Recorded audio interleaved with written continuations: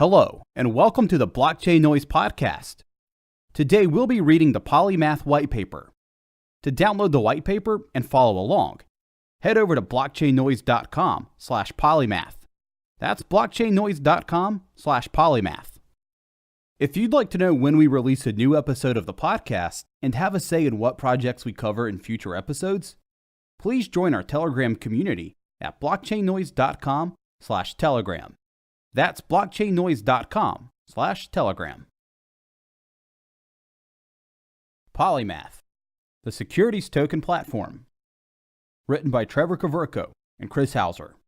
December 2017. Abstract. A form of blockchain fundraising called Initial Coin Offering, ICO, has existed since July 2013. Over the last 2 years, the ICO model has been used by hundreds of organizations to raise more than $3 billion. Government agencies are now analyzing the securities implications of this non-traditional form of financing, with potential consequences for ICOs that violate securities laws. In this paper, we present Polymath, a system to facilitate the primary insurance and secondary trading of blockchain securities tokens. Polymath uses a blockchain-based system to coordinate and incentivize participants to collaborate and launch financial products on the blockchain. By creating a standard of token protocol, which embeds defined requirements into the tokens themselves, these tokens can be purchased and traded among verified participants. 1. Securities regulation. For centuries, the regulation of securities has encountered cycles of increased regulation and deregulation. New regulations were enacted in response to a major economic disaster, and deregulation resulted from movements to ease the requirements of regulatory compliance in an effort to stimulate economic growth. 1.1. The Bubble Act. In the early 1700s, shares in the South Sea Company experienced an unprecedented rise in price that appeared to be decoupled from their fundamental value. The founders opportunistically cashed out of their shares. Investors followed suit and raced to sell before the value of the stock cratered. South Sea Company shares plunged 83% and induced what was perhaps the first global stock market crash. Around this time, an English statute called the Bubble Act was passed on June 9, 1720. The Bubble Act required companies to get a royal charter before selling shares. 1.2. The Securities Act and Securities Exchange Act. The 1920s began with many companies selling securities based on promises of large profits, backed by little or even fraudulent supporting information. The subsequent stock market crash of 1929 and ensuing Great Depression resulted in a new set of regulations which formed the basis of modern securities laws. The Securities Act of 1933 had two main objectives. 1. Require investors to receive financial and other material information concerning securities being offered for public sale. And 2. Prohibit deceit, misrepresentations, and other fraud in the sale of securities. The Securities Exchange Act of 1934 was introduced a year later to regulate the secondary sale of securities. Sales taking place after a security has been initially offered by a company. The Exchange Act also established the United States Securities and Exchange Commission, SEC, in order to enforce its provisions. The SEC's enforcement mandate has now grown to include the enforcement of the Securities Act and the Sarbanes-Oxley Act of 2002. Companies are responsible for satisfying reporting requirements and disclosure obligations set by the SEC, or else risk enforcement action for providing fraudulent or incomplete information. 1.3. The Dodd-Frank Act. The Dodd-Frank Wall Street Reform and Consumer Protection Act came into law in 2010 with widespread implications. These represented a sweeping overhaul of the financial regulatory system, a transformation on a scale not seen since the reforms that followed the Great Depression, and caused compliance costs to dramatically increase. The increased cost, complexity, and annual reporting requirements applicable to public companies as a result of the Dodd-Frank Act have kept even large tech firms out of the public market in recent years. The effect of U.S. securities regulation extends beyond the country's boundaries. As the largest and often best market to raise capital, the rules and regulations governing U.S. securities are particularly relevant for many of the world's private and public companies looking to raise funds. 2. Market context. The global securities market is composed of three major instrument types: equities, debt, and derivatives. In 2016, these three markets had a total notional value of $67 trillion, $99 trillion, and $1.2 quadrillion respectively. 2.1. Primary markets. The primary securities market allows for companies, governments, and public sector institutions to raise capital directly from investors by offering registered securities in the context of a public offering, or by offering securities under an exemption in the context of an unregistered offering. In order to sell to the public, regulators have required companies to register securities in order to protect investors by ensuring public dissemination of information and prohibiting misrepresentation or other fraud in the sale of securities.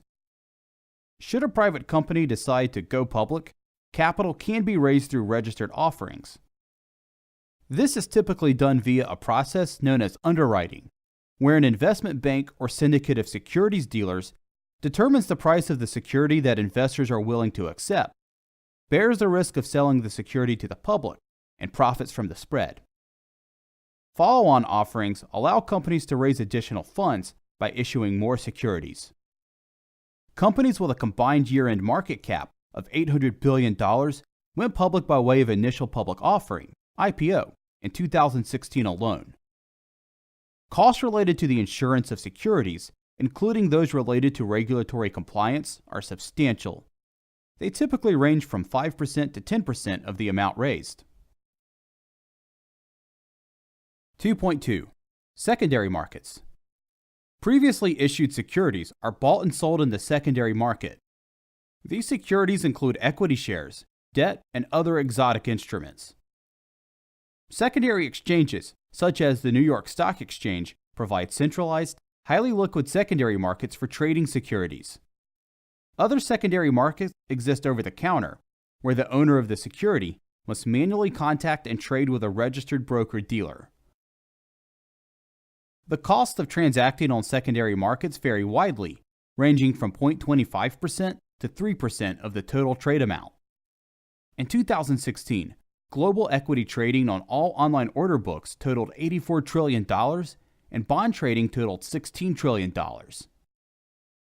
Related transaction costs are estimated to be at least $250 billion. 3. Private markets. Regulatory bodies generally provide exemptions for private and public companies wishing to avoid onerous disclosure requirements and large fees related to public offerings. In the US and Canada, these exemptions center around accredited investors, investors with enough financial savvy, assets, or a combination of the two to be considered competent to make their own decisions and sustain any losses. For example, under Rule 506 of Regulation D of the Securities Act, as amended, the SEC allows companies to issue securities to accredited investors, subject to restrictions on marketing, general solicitation, and number of investors. New regulations enacted in 2015 allow certain private offerings to be sold to a small number of non-accredited investors. However, there are still significant restrictions on who can contribute, how much they can contribute, and the total amount of the business they can raise. Businesses that need access to a larger pool of investors or higher individual contributions often struggle to raise funds. Another downside of private markets is that they are far less liquid and have no robust market makers or price discovery mechanisms. Investors may be unable to sell their shares for years, if at all. 4. Blockchain technology. For the first time in history, an immutable, decentralized ledger exists on a global scale. eliminating the need for middlemen, complex auditing systems, and long settlement times. Open protocols mean settlements no longer depend on connecting fragmented legacy systems. Additionally, because the ledger is append-only, it provides a high degree of accountability with blockchain timestamping built in. The most commonly used methods for ensuring consensus on a blockchain are proof of work and proof of stake. They ensure truthful consensus by making the cost of manipulating the network greater than the profit to be made from such deceitful transactions. For example, on the Bitcoin blockchain, the cost of censoring new transactions at the time of this writing would be billions of dollars. Few entities have the capability to pull off such an attack, and as the network grows, the cost of attacks increases, making them increasingly improbable. The most popular blockchains are decentralized.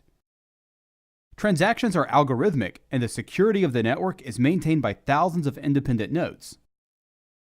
Blockchain systems eliminate the need to trust the operators of a centralized system. Without a single source of truth to lobby, blackmail, or bribe, the decentralized model greatly reduces the chance of regulatory capture. Blockchain technology opens the possibility of more transparent markets that are less susceptible to the control of financial oligopolies operating within a regulatory environment they've helped create. 4.1. Smart contracts. Over the past few years, Turing-complete programming languages have been implemented into decentralized blockchains. These systems use smart contracts to add and modify data algorithmically. This data extends well beyond simple account balances and may include metadata, account restrictions, transfer rules, as well as any other calculations a regular computer can perform. The most widely used Turing-complete blockchain, Ethereum, grew out of a frustration with trying to implement complex logic on top of Bitcoin. Ethereum simplifies the task of implementing complex financial logic on a blockchain. With only a few lines of code, smart contracts can transfer assets or establish escrow conditions to be executed algorithmically, with all the benefits of blockchains as described earlier. 4.2. Initial coin offerings. Recently, smart contracts have been used for initial coin offerings, ICOs, or token sales. These tokens usually conform to a standard which allows them to be offered for sale and trade on a number of online platforms. The global adoption of ICO fundraising structures has led to an explosion of new capital formation that has outpaced both the seed and venture capital investment markets. ICOs have raised $2.3 billion to date. In 2017 alone, ICO funding surpassed $1.2 billion. Unfortunately, some ICOs have made inaccurate and in some cases fraudulent claims in an attempt to raise funds, which has attracted the attention of regulators in a number of countries. There are, in effect, two basic kinds of tokens sold in an ICO: utility tokens and security tokens. Utility tokens are used to access services or assets, which are themselves often based on smart contract technology. The purchase of a utility token is akin to purchasing the rights to use a software or a product. These tokens are like in-game currencies or pay-per-use SaaS offerings. As a general rule, tokens representing the sale of products are exempt from the Securities Act in the US, provided they don't constitute an investment contract as defined by the Howey test and are deemed to be a securities offering. Other jurisdictions have similar regulations and common law tests to determine if a sale of a good, contract, or product represents a securities offering. Securities tokens represent an equity stake in an organization or a claim to the wealth generated by its activities, such as an investment contract. Sales or issuances of these tokens with these features constitute a securities offering, which means that they're subject to securities regulations. Issuers need to ensure that token sales comply with all applicable securities laws or risk severe penalties. In contrast to traditional securities offerings, the general public still doesn't have a good grasp on the products and technology underlying ICOs. Securities regulators are still developing rules for this space, and regulatory bodies have temporarily restored issuing warnings. ICO investors are cautioned about the investment and enforcement risk of ICOs, and issuers are reminded that they're still subject to securities laws. Regulators are applying increasing legal scrutiny towards token sales to ensure compliance. Some ICOs have canceled their offerings after discussions with regulators, while others face the risk of prosecution. 4.3. The roots of the ICO boom. The ICO boom is driven by a creation of this new form of fundraising, by the many investors excited by the technology, and by the pent-up demand induced by the current regulatory regime. The cost, complexity, and delay associated with many types of existing financing options can be a significant barrier to a successful financing. Even for those who can't afford the time and money to overcome those barriers and, for example, access the largest potential investor base through public offerings, may find that the ongoing reporting requirements and costs linked to this approach may not be worth the benefits. One of the major benefits of a public offering, broad investor base aside, is the exit opportunity it provides shareholders of a company. However, due in part to the ever-growing costs associated with going public, even large private companies are often opting for alternative financing methods or growth strategies. While many companies would love to be unicorns, private companies with values above $1 billion, and obtain high levels of venture capital financing, the reality is that raising funds can be very difficult. Smaller companies are often restricted in the size of their accessible investor base, which severely limits fundraising upside and minimizes the chances of achieving a liquidity event like an IPO. This trend can cause problems for a company's employees, founders, and investors. Employee stock options are reduced in value as the chance of a profitable exit diminishes. Company owners lose out on opportunities to raise revenue in order to expand or increase their runway. And retail investors are prevented from investing in early-stage, high-growth companies. 5. The Polymath solution. The Polymath platform opens up the blockchain to legally compliant securities offerings with a network of services designed to lower associated transaction costs. At a high level, Polymath 1. Provides a decentralized protocol for trading securities tokens. 2. Enables individuals to authenticate their identity, residency, and accreditation status to participate in a wide pool of security token offerings, STOs. 3. Allows legal delegates to bid on new issuances to ensure offerings are done in a regulatory compliant manner. 4. Allows issuances of new security tokens by matching issuers with developers who can translate their security offering parameters into secure code that generates ERC20 compatible tokens. Polymath's system can be modeled as a set of participants, assets, marketplaces, and processes.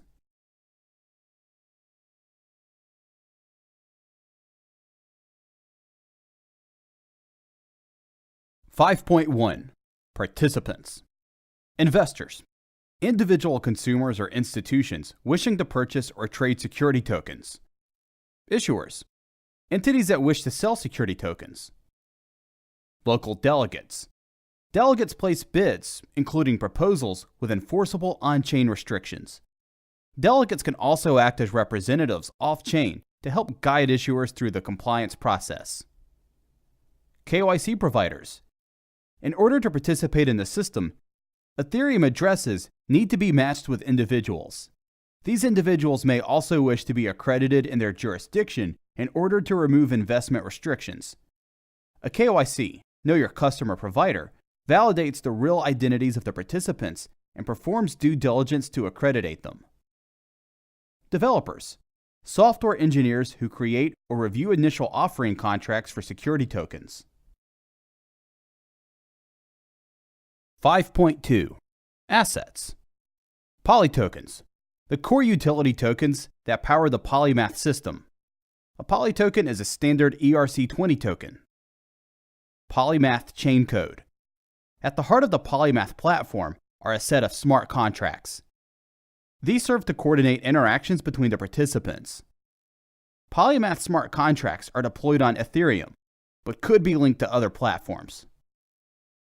Polymath.js is a JavaScript library that simplifies interacting with the Polymath chain code, as well as a set of tools for encrypting documents using Ethereum's addressing scheme and generating cryptographic proof of process artifacts. Polymath.js.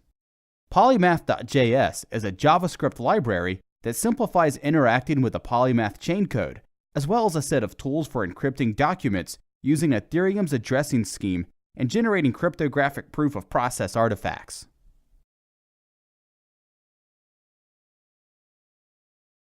.3 Marketplaces.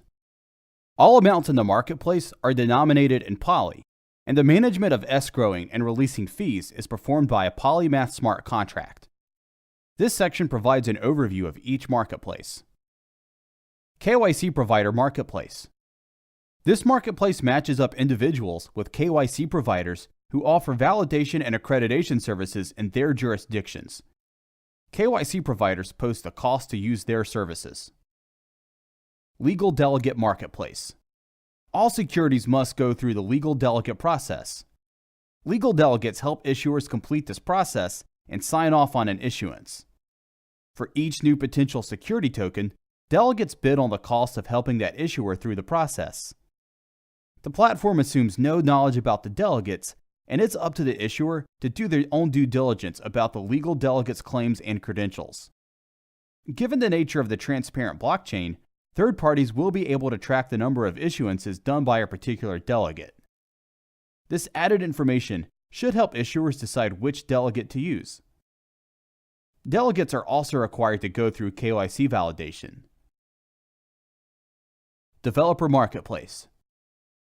Issuers may wish to have their security token offering (STO) contract created or reviewed by one or more smart contract developers. Developers are able to bid on these jobs.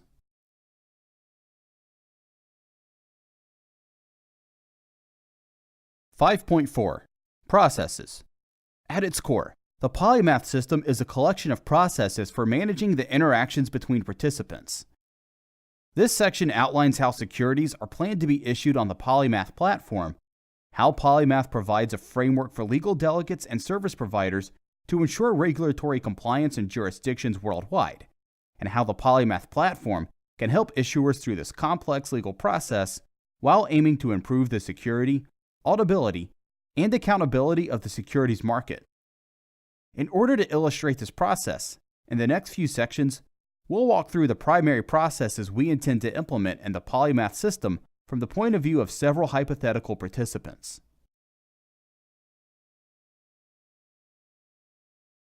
.4.1 Investor Onboarding. Sophia wishes to invest in a security token on the Polymath platform. In order to purchase tokens, she needs to have her identity and accreditation status validated by a KYC provider. Sophia uses a web interface to view data stored in a Polymath smart contract about KYC providers.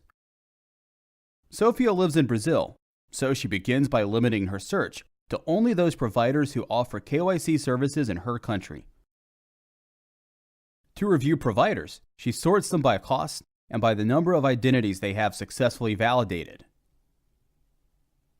Because the smart contract also stores URLs for these providers, Sophia can review their webpage and do a web search for the company, or contact them directly if she wishes additional assurances. Once Sophia has chosen a KYC provider, she indicates her willingness to work with this provider by sending a transaction with the required amount of Poly tokens to the smart contract, which manages the KYC marketplace. These tokens will be held in escrow until the process has been completed. The smart contract records Sophia's Ethereum address and chosen provider, but no personal details. As soon as the KYC process begins, Sophia and the KYC provider can upload and review documents and work through the KYC provider's checklist. Polymath provides a library, polymath.js, to power secure, auditable document sharing, but doesn't have access to view the documents themselves. Once the KYC provider has finished validating Sophia's identity, they post a transaction to the Polymath smart contract specifying Sophia's jurisdiction. If Sophia has asked to be accredited, they'll note this as well. Along with details relating to Sophia's jurisdiction and accreditation status, the KYC provider can use Polymath.js to produce a final hash to record blockchain. In this way, the identity validation process can be audited at a later time, so long as the auditor is given access to the documents by Sophia or the KYC provider. Sophia is now able to buy and sell security tokens on the Polymath platform. Polymath smart contracts enforce any of the limits on her investing and ensure that she can only trade her tokens to other investors with validated identities.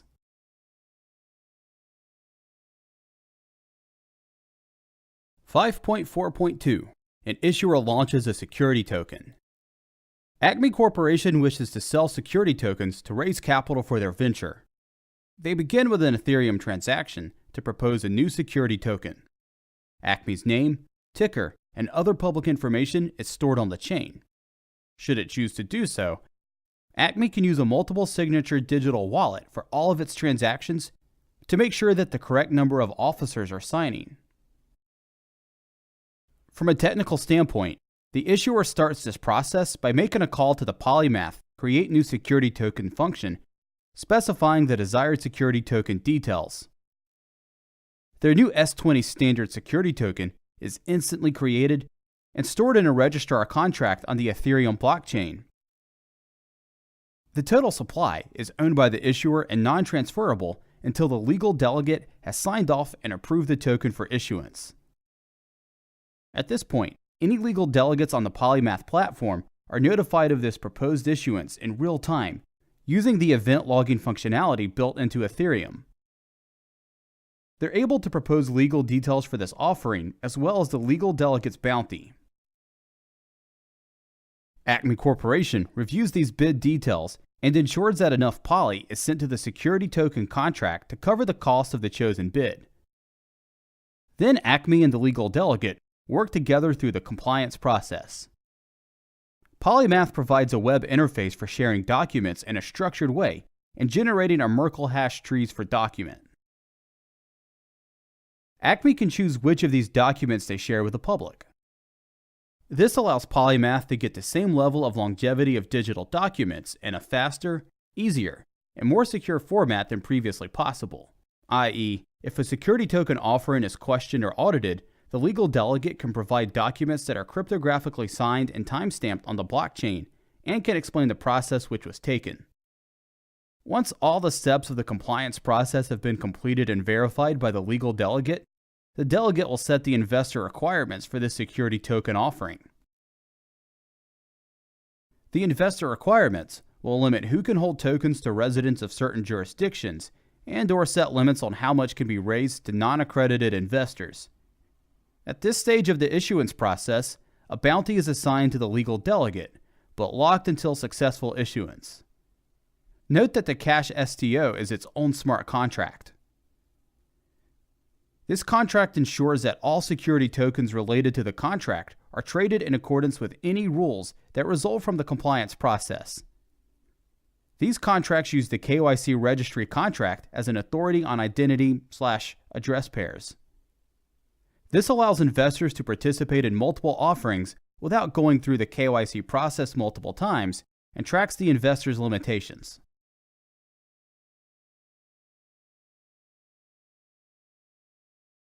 (5.4.3) An investor purchases a security token. Sophie's interested in purchasing shares in Acme as part of their security token offering. She's already completed the KYC process, but she still needs to check that she's allowed to participate in the offering. Because the issuer hasn't blocked her KYC provider or people from Brazil, and because Sophia has the correct level of accreditation, she can purchase tokens. Acme's posted a hash of all necessary documents related to the offering to the blockchain and made the documents available online. All purchase transactions must come in with a hash of the documents. Token exchanges wishing to participate in the initial offerings should ensure that purchasers are advised to the existence of these documents. By including the hash of the documents, investors like Sophie are affirming their understanding of the contents. Polymath.js includes a tool to validate that a document hasn't been altered. Any alteration would change the associated hash.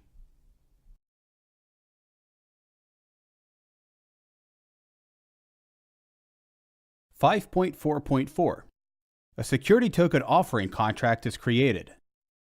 In order to allow more fine-grained requirements in a securities offering, legal delegates work with smart contract developers to create new STO contracts. For example, if a security token requires that all investor tokens be locked up for 1 year after the initial offering, the STO contract is able to enforce this.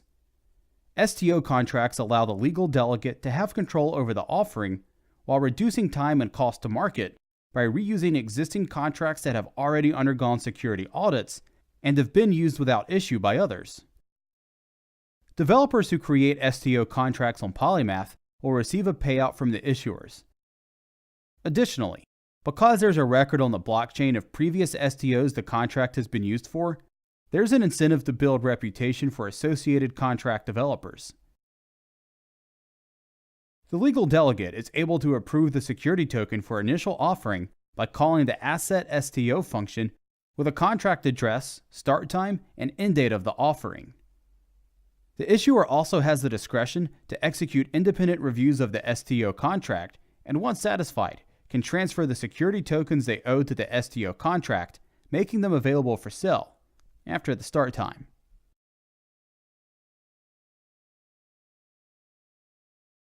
(5.4.5) KYC provider onboarding.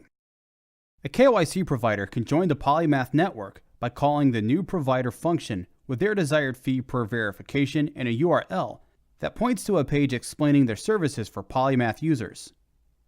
KYC providers are notified when an investor requests verification or runs an algorithm to determine jurisdiction and accreditation status, and calls the Verify Customer function to set the investor's verifications. The investor will also include a sufficient fee specified by the KYC provider that's held in escrow until a successful issuance.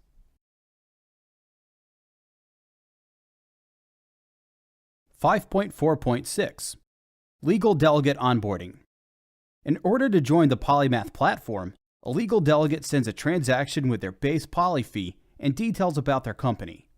In particular, they include a URL that points to a page on their website with information about their services for issuers on the platform. The web page should also include the Ethereum address of the provider to prove that the firm is claiming this legal delegate as their own. Once on the platform, legal delegates can receive notifications when new posts for new issuances arrive and bid on them. In addition to their bids, legal delegates can post a bond in Poly.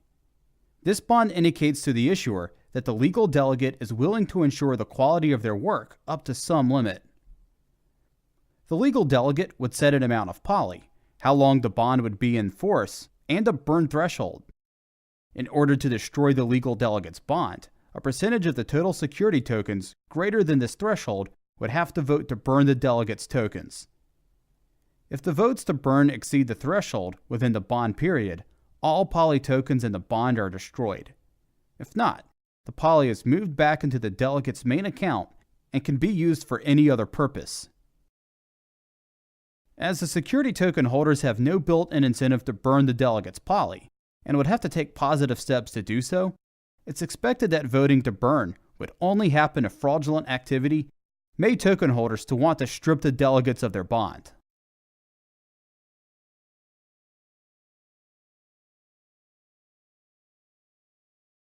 (5.4.7) Security tokens are resold.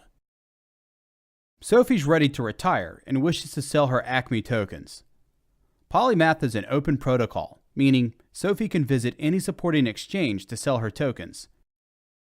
The protocol rule allows Sophie to sell her tokens to any qualified buyer, provided any hold period on the tokens has expired. James is a buyer in the marketplace who wishes to purchase the securities Sophie intends to sell.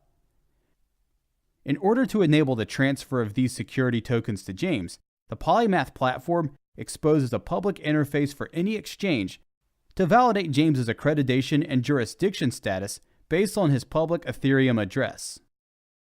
Once validated, a transfer to James's public Ethereum address is able to occur.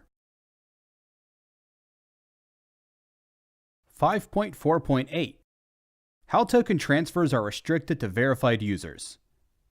Note that this is different from the current blockchain model, where tokens are freely tradable after the primary issuance. Exchanges don't list security tokens in order to avoid regulatory enforcement for dealing securities. With the advent of decentralized and even anonymous exchanges, this form of regulation becomes difficult and has caused governments to ban token sales entirely. With freely open secondary trading, issuers are unable to determine the identity, jurisdiction, and accreditation status of its securities holders. Polymath solves this problem by addressing secondary markets at the protocol level. When a security token is created and issued through Polymath, the token's programmed to verify who can buy and sell the token. The security token restricts token holders from trading to any address that hasn't passed the required verifications. With this backed-in restriction, decentralized and anonymously run exchanges will only be able to conduct trades to authorized participants. The restrictions provide issuers assurance that their tokens will only be held by authorized investors. This fundamentally changes the securities market. The need for operating and maintaining a centralized exchange disappears almost entirely because the security token is self-regulating. Additionally, it ushers securities onto a new decentralized secondary market with negligible fees, instant settlement times, and around-the-clock trading.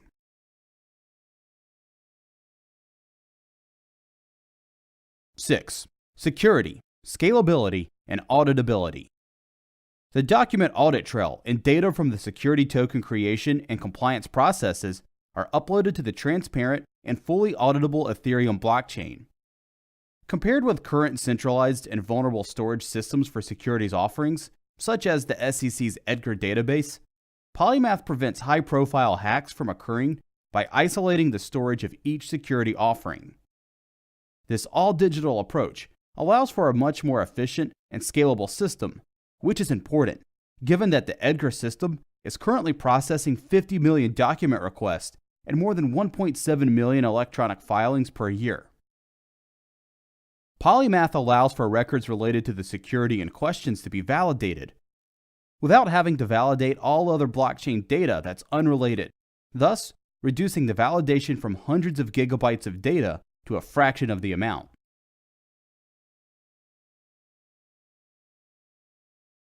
7. Polymath tokens. Poly. In order to power this new platform for the issuance and trading of regulatory compliant securities on the Ethereum blockchain, an ERC-20 standard Polymath Poly token will be created and distributed to network participants.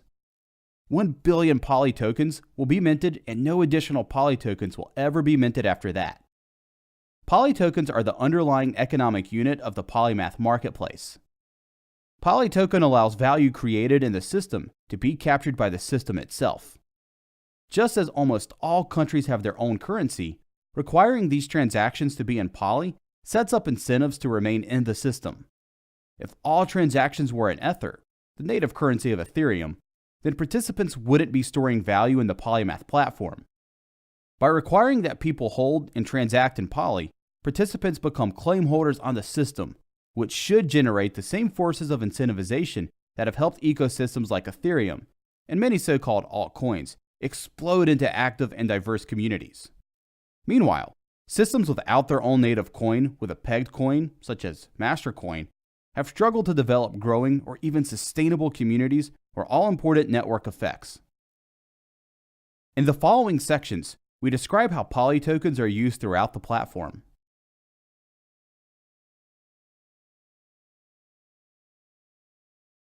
(7.1) Issuers. Issuers are able to post bounties and Poly tokens in order to encourage legal delegates and developers to bid on providing services towards the issuance. The size of bounty posted is at the discretion of the issuer. Highly complex securities offerings will likely require a greater amount of Poly. Factors that will determine the complexity include issuer jurisdiction, investor jurisdictions, accreditor requirements, and token transferability limits. The higher a bounty the issuer places, the more likely it is they'll receive a wider variety of bids from legal delegates and developers. 7.2. Developers. Developers will earn Poly for creating STO contracts. In order to incentivize developers to create security token contracts, they'll be required to have these Poly fees locked up for a minimum of 3 months after the end date of the security token offering. 7.3. KYC providers. KYC providers pay a Poly fee to join the network. This fee is to prevent fake KYC providers from spamming the network. It's expected that legitimate KYC providers will easily make this back in fees earned from a few hundred investor verifications.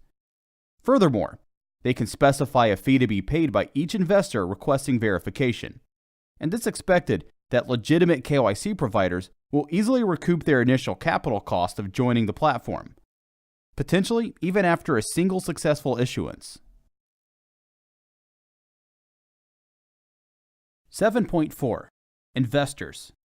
Investors seeking to purchase securities tokens will be required to pay a Poly fee to KYC providers for verification. Verified investors are then eligible to trade security tokens.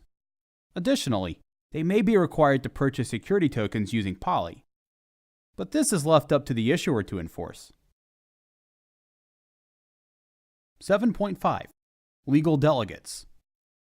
Legal delegates are able to earn Poly tokens by proposing bids on security token issuances and being selected by the issuer to take responsibility for the issuance. Along with their bids, they can specify how long they're willing to lock up their bounty. 8. Summary. The Polymath platform lowers the barriers for businesses and issuers of financial products to launch securities tokens on the blockchain. By introducing a simple marketplace for securities issuances and secondary trading, the Polymath platform can help bridge the gap between traditional securities and blockchain-based asset ownership and investment opportunities. Polymath presents an open protocol for issuing and trading secondary tokens, and ultimately helps usher a complex global regulatory landscape onto the Ethereum blockchain. This lowers the barrier to entry and can help spur economic growth and opportunities to more people and in more places than ever before. With the multi-trillion-dollar securities industry coming to the blockchain, the Polymath platform allows individuals and companies to participate in valuable blockchain-based asset ownership and investment opportunities. There ends the Polymath Whitepaper.